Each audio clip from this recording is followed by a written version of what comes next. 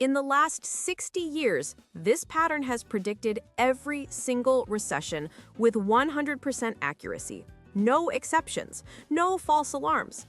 It's flashing red right now. But here's what's terrifying. The people whose literal job it is to call recessions, they're saying everything's fine.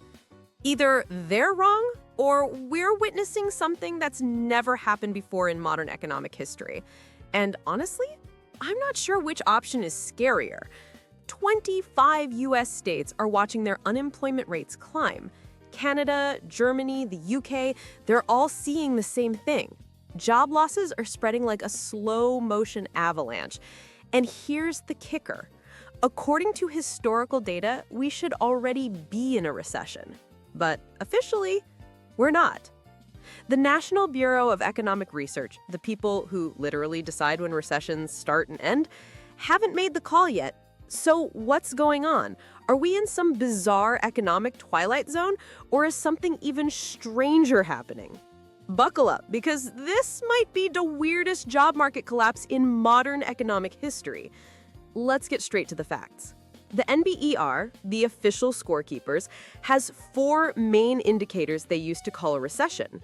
Think of them as the 4 horsemen of economic doom: unemployment, industrial production, real personal income, and sales volume. Right now, unemployment is flashing red like a fire alarm at a fireworks factory. In just 2 years, the US unemployment rate jumped from 3.4% to 4.3%.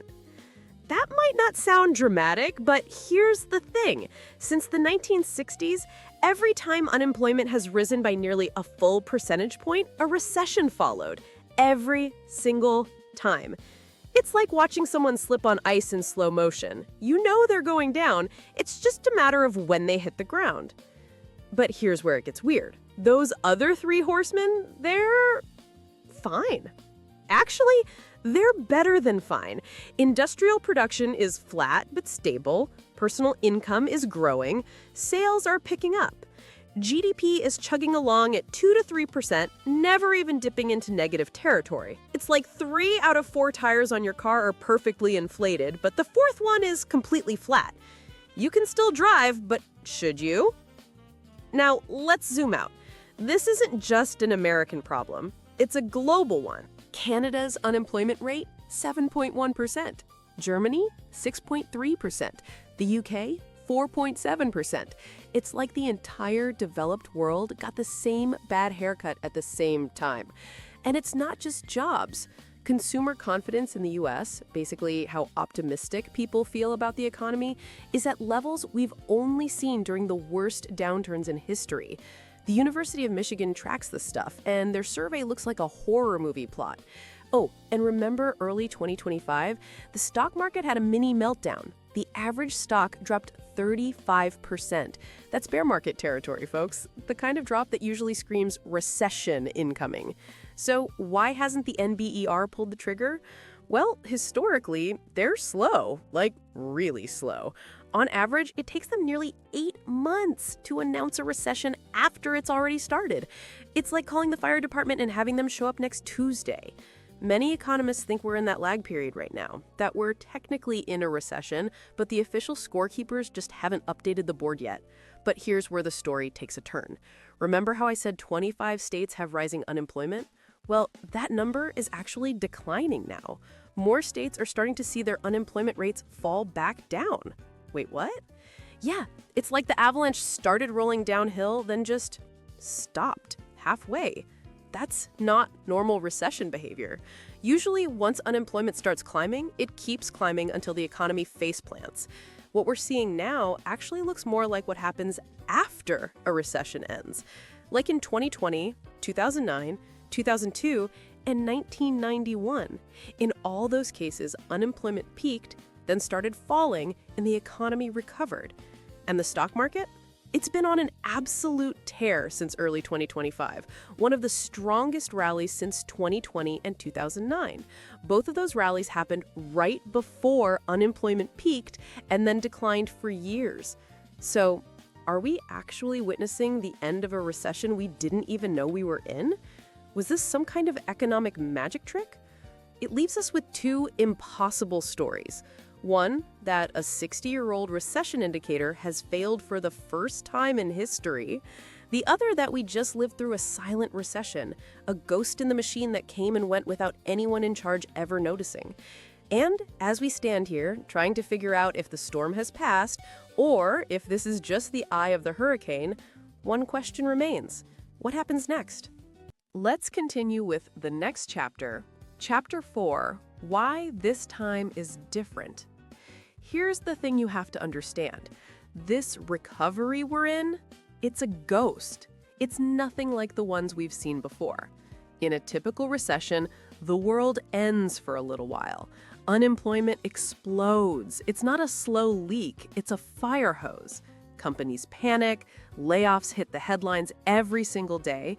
Earnings reports are a bloodbath. It's pure economic carnage. And when that happens, the Federal Reserve, the people who basically control the price of money, they freak out.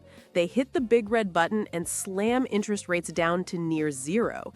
And they keep them there for years, giving the economy this giant, soft cushion to land on, to heal, and to eventually bounce back. That's why those recoveries, the ones we're used to, usually last so long. But this time, the script's been flipped. The unemployment rise hasn't been a burst pipe, it's been a slow, controlled drip. Drip. Drip. It's just quiet enough that you can almost ignore it.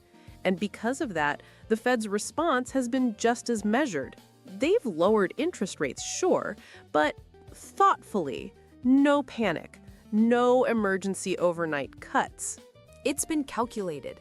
And here is the kicker. Here's the part that should keep you up at night. If unemployment suddenly starts getting better again, if those numbers tick down even a little, the Fed might just stop cutting rates altogether. They might even start raising them again if inflation stays this stubborn. Think about what that actually means. We could be in the middle of a so-called recovery that gets cut short because the doctor decides the patient doesn't need medicine anymore. It's like getting halfway through physical therapy for a shattered leg and your doctor looks at you and says, "Nah, you look fine, you're done." Meanwhile, you can't even stand up on your own. That official unemployment number, it's a mirage. It doesn't tell you about the person working 3 gig jobs to pay rent. It doesn't show you the engineer who's now delivering groceries. That is the qualitative deterioration, the rot happening just below the surface that the raw numbers completely miss. Chapter 5, What This Means for You. So where does that leave us? It leaves us in this bizarre economic limbo. We're not quite in a recession, but we are definitely not in a recovery. The job market is wobbling like a Jenga tower with way too many blocks pulled from the bottom. One wrong move and the whole thing comes crashing down. And the stock market? It's rallying, sure, but that entire rally is built on one single assumption, that the Fed will keep propping up the economy, that the support will continue. If that support gets pulled away, things could get ugly, fast. Here's the bottom line. Forget everything else you hear on the news. The Fed is the puppet master right now. Everything, jobs, stocks, the entire economy is hanging by a thread. And they are the only ones holding the scissors. If they keep cutting rates, this party could continue for months. But if inflation refuses to go away and they are forced to reverse course, we could see that slow-motion job market collapse turn into a full-blown catastrophic crash. This is the big, terrifying idea. The economy is on life support. It's not walking on its own. We are completely dependent on these interventions, and we might never come off them. And the strangest part, the cruelest joke in all of this, we won't know which way it's going to go until it's already happening. The official scorekeepers, the National Bureau of Economic Research, they'll come out and tell us we were in a recession about 8 months after it started. The Fed will be reacting to data that's already outdated. And all of us will be left standing in the wreckage, trying to figure out what just happened. So keep your eyes on the Fed. Watch the unemployment numbers, the real ones, not just the headline. And maybe don't assume this party's gonna keep going just because the music's still playing. Because in this economy, half the guests might already be gone.